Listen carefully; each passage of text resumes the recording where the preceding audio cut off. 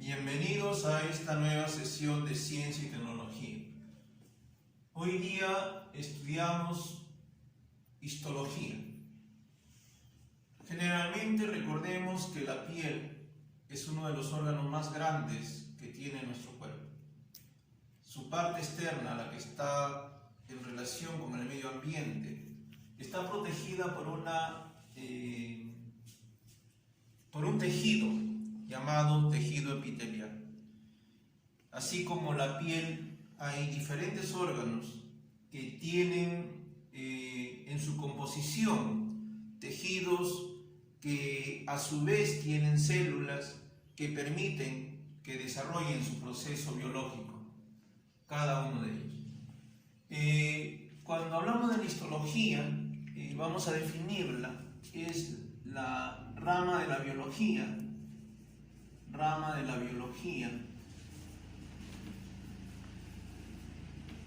que se ocupa del estudio de los tejidos.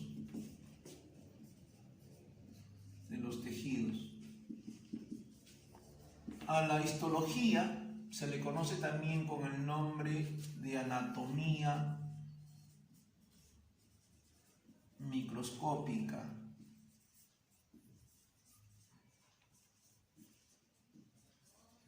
Anatomía microscópica. Te presento este mapa conceptual en el que resumo el esquema de histología. La histología, cuando se clasifica, también se clasifica en una histología vegetal y en una histología animal, de la cual hay una histología del ser humano, que es la que forma parte de esta histología animal. Muy bien, entonces entremos a explicar cada uno de este esquema del mapa conceptual. Ya dije, la histología es la rama de la biología que se ocupa del estudio de los tejidos. Y el tejido es un conjunto de células que tienen y cumplen la misma función. Y cumplen la misma función porque vienen del mismo embrión, de tal manera que todo este conjunto de células cumplen la misma función y determina el proyecto de un tejido. Cuando hablamos de un tejido, estamos hablando de que éste tiene unas componentes. Dos son las componentes importantes que tiene un tejido. En esta parte les dibujo un esquema simbólico de un tejido. Un tejido tiene dos partes. Tiene las células, que son la materia o los elementos vivos del tejido.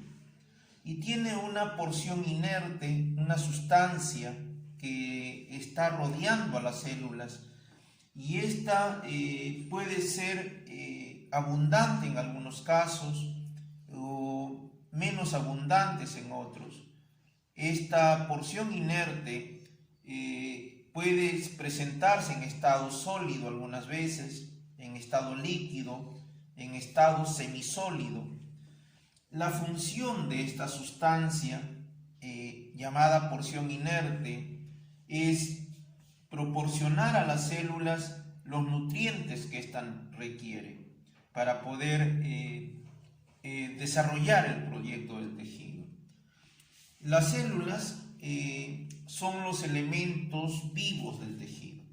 Las células están dentro del tejido y todas ellas cumplen una misma función, la función específica del tejido específico también, ¿no? El tejido epitelial es diferente al tejido conectivo, diferente al tejido muscular, y en cada una de ellas hay células diferentes también, y indudablemente una porción inerte diferente.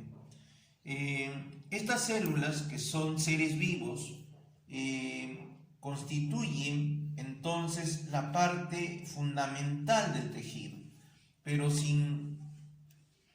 no podríamos hablar de que el tejido exista si es que no existe, por otra parte, esta sustancia intercelular que es la materia inerte, la materia sin vida que está rodeando a estas células para poder que el tejido tenga su función permanente. Cuando clasificamos a los tejidos, decimos que estos se clasifican en histología vegetal y en histología animal. Hay una histología vegetal que no va a ser parte. La histología animal se clasifica en 4 grandes clases. Tenemos allí el tejido epitelial, el tejido conectivo, el tejido muscular y el tejido nervioso. Veamos en forma breve cada uno de estos tejidos, porque luego se verá ya sesión por sesión cada tejido en referencia. El tejido epitelial es el tejido más simple, es el tejido que cubre las superficies libres del cuerpo. Este tejido forma las glándulas. Recordemos que las glándulas son órganos que permiten generar sustancias. Un ejemplo de glándulas en el tejido epitelial que forma el tejido de la piel son las glándulas sudoríparas, ¿no? Las que generan sudor en el cuerpo del ser humano. Luego tenemos el tejido conectivo. A este tejido conectivo también se le llama tejido conjuntivo. Este tejido sirve de unión y relleno entre un órgano y otro.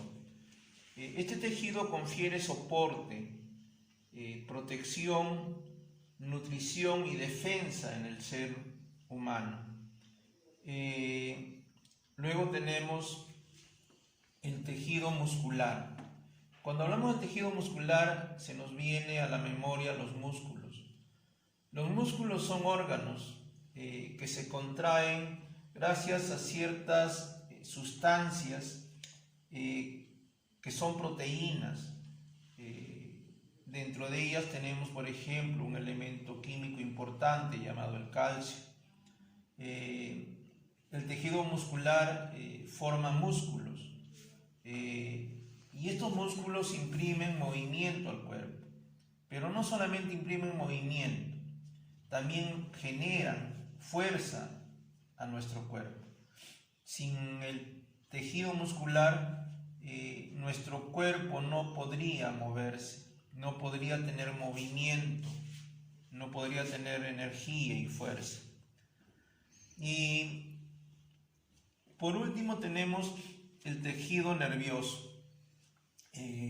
Ahora en este tiempo de pandemia, ¿quién no está nervioso? ¿No? Cuando hablamos de tejido nervioso, este tejido es aquel que coordina las respuestas que el cuerpo emite ante los estímulos. Un estímulo que se da en tu cuerpo, el tejido nervioso de inmediato responde a ese estímulo, ¿no? Por ejemplo, si nosotros vamos a tocar un cuerpo caliente, nuestra mano de inmediato la sacamos porque esa es la respuesta que genera el tejido nervioso, coordinando todos los esquemas en nuestro cerebro. El tejido nervioso genera y transmite también estos llamados impulsos nerviosos, que son las respuestas a cada uno de los estímulos que el ser humano recibe del exterior. Entonces, en conclusión, cuando hablamos de histología, recordemos que es la parte de la biología que estudia los tejidos, que esta histología puede ser histología vegetal, histología animal, que la histología humana está dentro de la histología animal y que dentro de la histología animal, la histología de los seres humanos, la clasificación de los tejidos son 4 en especial: el epitelial, el conectivo, el muscular y el nervioso. Pero no podemos dejar esta sesión si es que no tenemos claro que el tejido es un conjunto de células que vienen de un mismo embrión y por lo tanto tienen o cumplen la misma función.